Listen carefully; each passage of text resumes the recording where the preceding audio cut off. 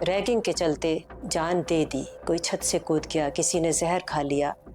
पहला सबक किताब से नहीं डर से मिलेगा। हॉस्टल का कमरा, दरवाजा बंद, 4-5 चेहरे और एक बच्चा जो अभी तक घर से दूर रहना भी नहीं सीख पाया।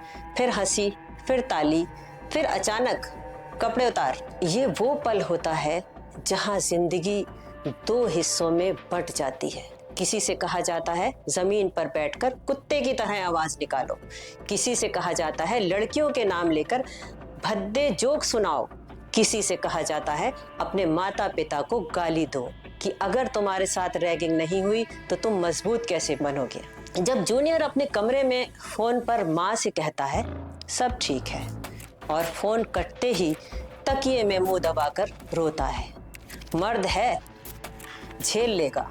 शर्म तो तब आती है कि यही जूनियर जब रैगिंग देते हैं और सीनियर होके फिर ये रैगिंग लेने लगते हैं। क्यों? क्योंकि वो दर्द, वो जख्म अभी भरे नहीं जो दूसरे को देकर लिए जाए। किसी भी छात्र के साथ शारीरिक, मानसिक, मौखिक, लिखित या यौन तरीके से किया गया ऐसा व्यवहार जिससे डर, अपमान, शर्म और नुकसान पहुंचे, वो रैगिंग है। गाली देना, कपड़े उतरवाना, धमकाना, जबरदस्ती कुछ करवाना, जाति धर्म पर तंज कसना, लड़कियों को परेशान करना, फोन या सोशल मीडिया पर बदनाम करना, ये सब कानून के हिसाब से रैगिंग है। कानून ये भी कहता है कि हर कॉलेज में एंटी रैगिंग कमेटी होना जरूरी है।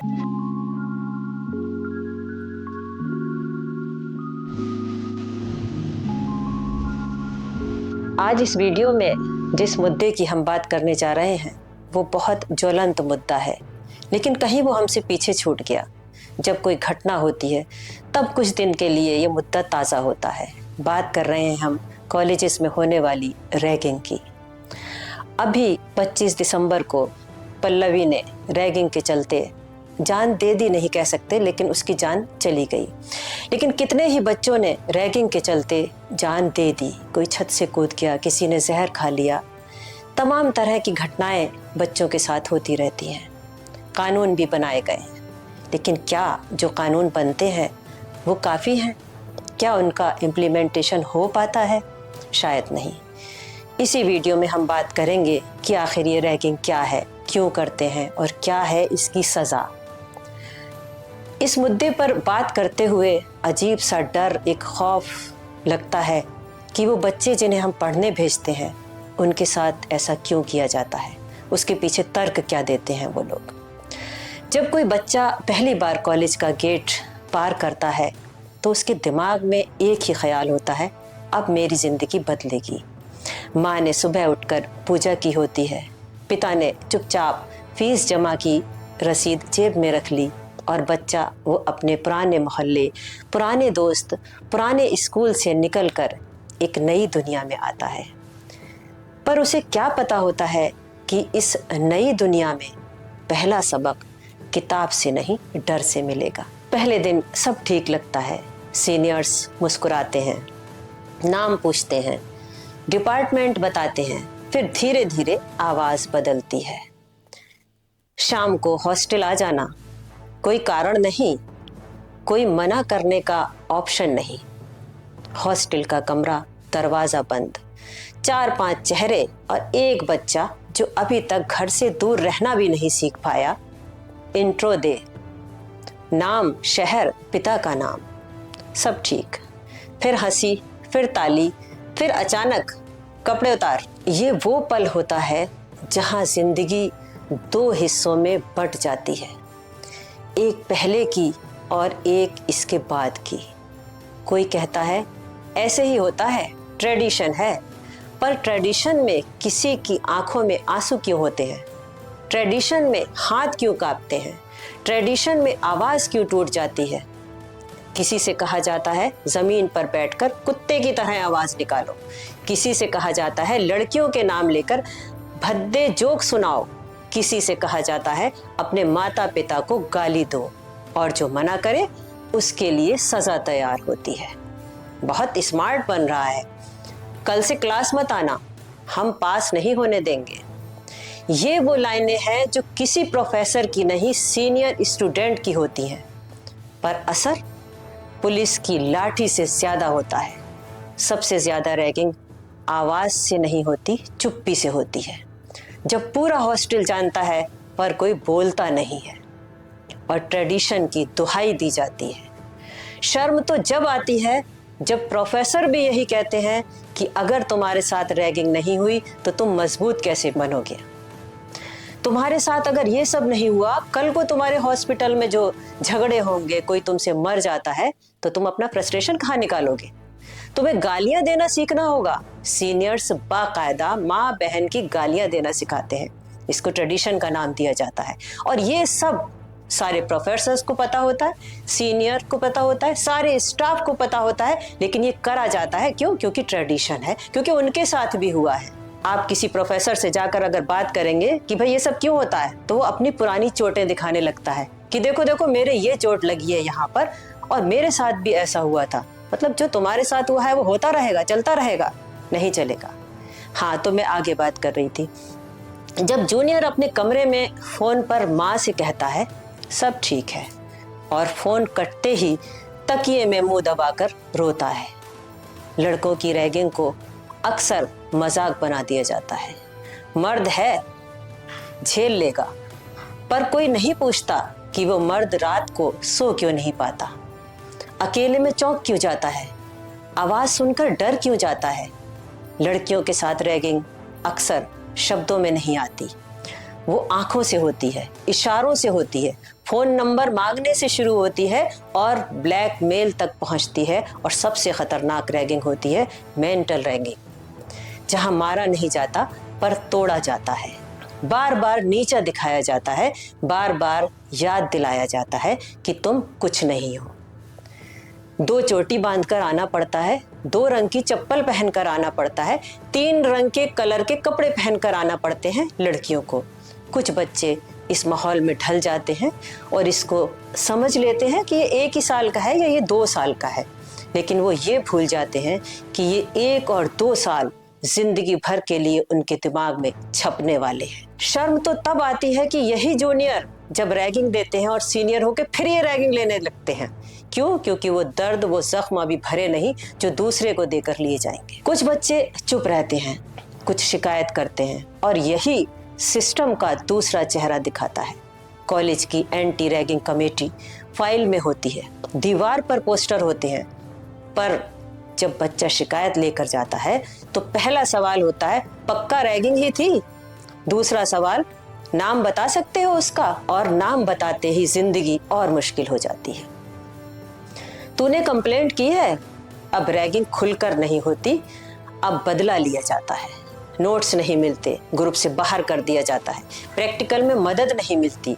धीरे धीरे बच्चा खुद को दोष देने लगता है, शायद मेरी ही गलती है, और यही सबसे बड़ा अपराध है इस सिस्टम का। हर साल न्यूज़ आती है, कहीं कोई बच्चा छत से कूद गया, कहीं किसी ने जहर खा लिया, कहीं कोई डिप्रेशन में चला गया। फिर कॉलेज बयान देता है हमारे यहाँ रैगिंग नहीं होती।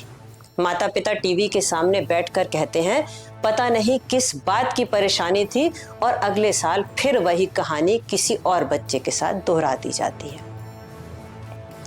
कहने का मतलब ये है कि ये रैगिंग अभिशाप जो हमेशा चलता रहेगा। सवाल ये नहीं है कि रैगिंग क्यों होती है, सवाल ये है कि जो रैगिंग झेल चुका होता है वो सीनियर बनते ही रैगिंग क्यों करता है।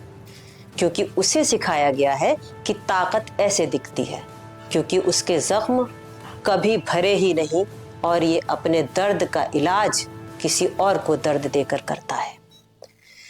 अगर तुम ये वीडियो देख रहे हो और कॉलेज में हो तो याद रखो, मज़ा और जुल्म में फ़र्क होता है। और अगर तुम पेरेंट हो तो अपने बच्चे से सिर्फ मार्क्स मत पूछो, ये भी पूछो कि तू खुश है, क्योंकि कई बार बच्चे पास होते हुए भी अकेले मर रहे होते हैं। और अगर तुम सीनियर हो तो एक बात सोचो, जिस बच्चे को तुम आज हंसा रहे हो, क्या वो हंसी से है या डर से। रैगिंग कोई ट्रेडिशन नहीं है, ये एक चुप अपराध है, और जब तक चुप्पी रहेगी तब तक ये चलता रहेगा। बात करते हैं इस रैगिंग की कानूनी पहलू पर। ये समझना जरूरी है कि कानून इस पर क्या कहता है, क्योंकि रैगिंग कोई मजाक नहीं बल्कि भारत के कानून में सीधा अपराध है। भारत में यूजीसी ने 2009 में एंटी रैगिंग रेगुलेशंस बनाए, जिनके मुताबिक किसी भी छात्र के साथ शारीरिक, मानसिक, मौखिक, लिखित या यौन तरीके से किया गया ऐसा व्यवहार जिससे डर, अपमान, शर्म और नुकसान पहुंचे, वो रैगिंग है। गाली देना, कपड़े उतरवाना, धमकाना, जबरदस्ती कुछ करवाना, जाति धर्म पर तंज कसना, लड़कियों को परेशान करना, फोन या सोशल मीडिया पर बदनाम करना, ये सब कानून के हिसाब से रैगिंग है। यूजीसी के नियम साफ कहते हैं कि दोषी पाए जाने पर छात्र को सस्पेंड किया जा सकता है, कॉलेज से निकाला जा सकता है, हॉस्टल से बाहर किया जा सकता है, परीक्षा देने से रोका जा सकता है और एडमिशन तक रद्द किया जा सकता है। इसके अलावा रैगिंग पर आपराधिक केस भी बनता है। भारतीय दंड संहिता के तहत धारा 323 शारीरिक चोट के लिए, धारा 506 धमकी देने के लिए, धारा 354 और 354A महिलाओं से छेड़छाड़ और यौन उत्पीड़न के लिए, धारा 509 की गरिमा भंग करने के लिए लग सकती है। वो अलग बात है कि अब BNSS में इन धाराओं की रूप बदल गए हैं। और अगर रैगिंग की वजह से कोई आत्महत्या की कोशिश या आत्महत्या करता है तो धारा 107 और 306 तक लगती है। जैसा कि मैंने पहले कहा कि BNSS में अब दूसरी धाराओं का नाम है, जिसकी सजा जेल तक जाती है। कानून ये भी कहता है कि हर कॉलेज में एंटी रैगिंग कमेटी होना जरूरी है। शिकायत करने वाले छात्र की पहचान गुप्त रखी जाएगी और शिकायत पर तुरंत कार्रवाई होगी, और कोई कॉलेज रैगिंग छुपाता है या कार्रवाई नहीं करता तो उसकी मान्यता रद्द की जा सकती है। देश भर में 24 घंटे की एंटी रैगिंग हेल्पलाइन और ऑनलाइन शिकायत की सुविधा मौजूद है। यानी शिकायत करना कमजोरी नहीं बल्कि आपका कानूनी अधिकार है। इसलिए अगर कोई आज भी कहता है कि रैगिंग तो चलती है तो उसे साफ याद दिला दो कि रैगिंग चलती नहीं है, रैगिंग पर कानून की सख्त सजा चलती है। लेकिन वही लौट कर बात आती है कि रैगिंग को चलाने वाले ये सीनियर्स हैं, क्योंकि खुद रैगिंग देकर आए हैं, इसलिए उनको इस ट्रेडिशन को, परंपरा को कायम रखना है। अगर आप किसी प्रोफेसर से भी शिकायत करने जाते हैं तो वो अपनी पिछली दास्तान लेकर बैठ जाता है कि नहीं नहीं नहीं भाई, आजकल तो कुछ भी नहीं होता, हमारे यहाँ तो ऐसे होता था, हम तो दीवार फांद के जाते थे और हम तो ये करते थे। वो भी इसको जस्टिफाई कर देता है कि नहीं, रैगिंग आपको मजबूत बनाती है। ये मजबूत बनाती है कि हर दूसरे दिन बच्चा अपनी जान दे दे रैगिंग से, आप कहते हो कि मजबूत बनाती है। बात बहुत सीरियस है जिसको समझना चाहिए। हम अपने इन नौनिहालों को, इन बच्चों को खून पसीना एक करके पढ़ाते हैं। ये बच्चे खुद अपनी मेहनत से पढ़ के उन कॉलेजेस तक पहुंचते हैं। आप उनसे रैगिंग लेंगे, लेकिन रैगिंग होती है क्यों? क्योंकि प्रोफेसर रैगिंग देकर आए हैं। सीनियर्स लेते हैं क्योंकि वो भी रैगिंग देकर आए हैं। मेडिकल कॉलेजेस में तो अति है रैगिंग की। कोई जगह, किसी जगह पर कानून नहीं काम करता है। आप इस वीडियो को देखने के बाद खुद उन बच्चों से पूछ सकते हैं कि क्या अभी भी रैगिंग होती है और किस कानून में किसको अब तक सजा मिली है। ये भी सोच का विषय है। आज इस वीडियो में इतना ही। बहुत बहुत शुक्रिया।